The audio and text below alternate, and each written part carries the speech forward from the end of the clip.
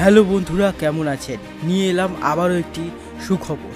আপনারা জানেন কলকাতা মেট্রোর অরেঞ্জ লাইন কিছুদিন আগেই উদ্বোধন হয়েছে কবি সুভাষ থেকে হেমন্ত মুখোপাধ্যায় অর্থাৎ রুবি পর্যন্ত। আর এবারে বেলেঘাটা পর্যন্ত বর্ধিতকরণ হতে চলেছে। কিছুদিনের মধ্যেই নিউ গড়িয়া অর্থাৎ কবি সুভাষ মেট্রো স্টেশন থেকে আপনারা সরাসরি একটি মেট্রোতে করে বেলেঘাটা স্টেশন পর্যন্ত আসতে পারবে। আপনাদের জানিয়ে রাখি, অরেঞ্জ লাইন কলকাতা মেট্রো নেটওয়ার্কের 6 নম্বর লাইন। আর এই লাইনটি নিউ গড়িয়া অর্থাৎ কবি সুভাষ মেট্রো স্টেশন থেকে এয়ারপোর্ট অর্থাৎ জয় হিন্দ পর্যন্ত বিস্তৃত।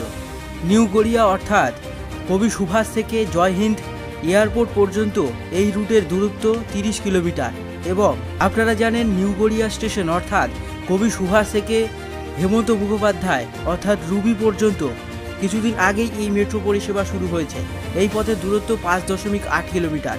আর এরপর হেমন্ত মুখোপাধ্যায় অর্থাৎ রুবির পথ থেকে বেলেঘাটা পর্যন্ত সম্পন্ন হলো ট্রায়াল রান। এর আগেই আপনাদের জানিয়ে রাখি, সিআরএস কমপ্লিট হয়েছিল, কিন্তু সিআরএস এর ছাড়পত্র মেলেনি। সিআরএস এর আধিকারিকদের পক্ষ থেকে কলকাতা মেট্রোর বেশ কিছু জায়গায় পরিবর্তন করার আবেদন করা হয় সেই মোতাবেক, এবং সিআরএস এর গাইডলাইন মেনে সেই অংশের কাজ সম্পূর্ণ করার পর গত 27 এপ্রিল এই রুটের মেট্রোর ট্রায়াল রান সম্পূর্ণ হয়েছে। মনে করা হচ্ছে খুব শীঘ্রই এই অংশের মেট্রো পরিষেবা যাত্রীদের জন্য খুলে দেওয়া হবে।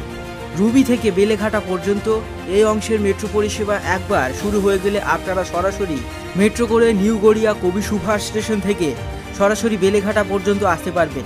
এছাড়া আরও একটি লাইন, কলকাতা মেট্রো নেটওয়ার্কের লাইন 4 বারাসাত থেকে নোয়াপাড়া পর্যন্ত এই অংশের মেট্রোর দমদম ক্যান্টনমেন্ট স্টেশন লাগোয়া দমদম ক্যান্টনমেন্ট মেট্রো স্টেশন থেকে নোয়াপাড়া পর্যন্ত মেট্রোর অংশের কাজ শেষ হয়েছে। ইয়েলো লাইনের এই মেট্রো স্টেশনে সিআরএস ইন্সপেকশনও শেষ হয়েছে।